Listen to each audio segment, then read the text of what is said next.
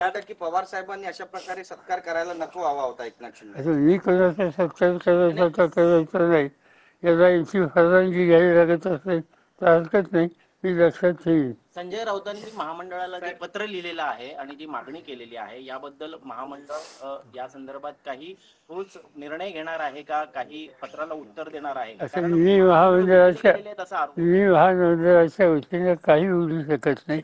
मी पदाधिकारी नाही, मी सदस्य नाही. अनेक असे अधिवेशनं जी झाली त्याच्या अनेक अधिवेशनाला माझा काही ना काहीतरी संबंध होता.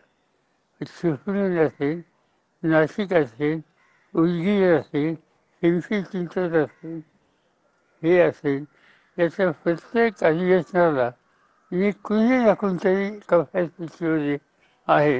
याचा अर्थ ते राजकारणासाठी नव्हे, हा एक महाराष्ट्राचा मराठीचा उत्सव आहे आणि तो सगळे मिळून आपण साजरा करूया, इथे राजकारण न आणता हे त्याचं वाक्य सुचव.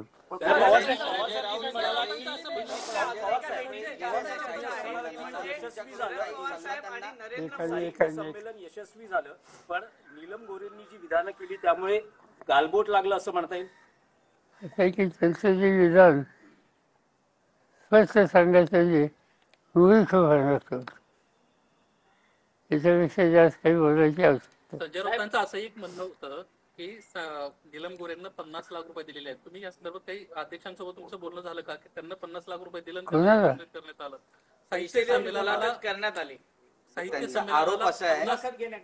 संमेलनासाठी 50 लाख रुपये नीलम गोरेंना दिले आणि त्यानंतर असं संजय राऊतांना आरोप केलेला. संजय राऊतांच्याकडे काही माहिती असेल तर माझ्याकडे अशी माहिती अजिबात नाही. साहेब दिल्लीत पंतप्रधान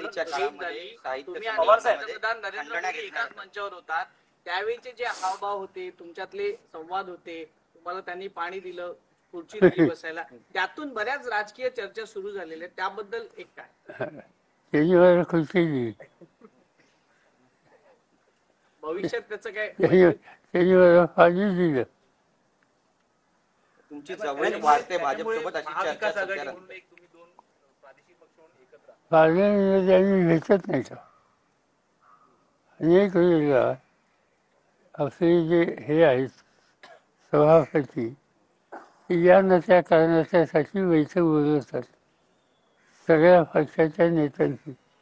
त्याच्यात प्रधानमंत्री असतात, मी सुद्धा असतो, इतर पक्षाचे नेते असतात आणि संसदेचं कामकाज व्यवस्थित कसं चालेल याबद्दलचा सुसंवाद अनेक वेळा होतो, मतभेद होतात, पण त्याचा आणि याचा संबंध नाही. तारा भवाळकर यांनी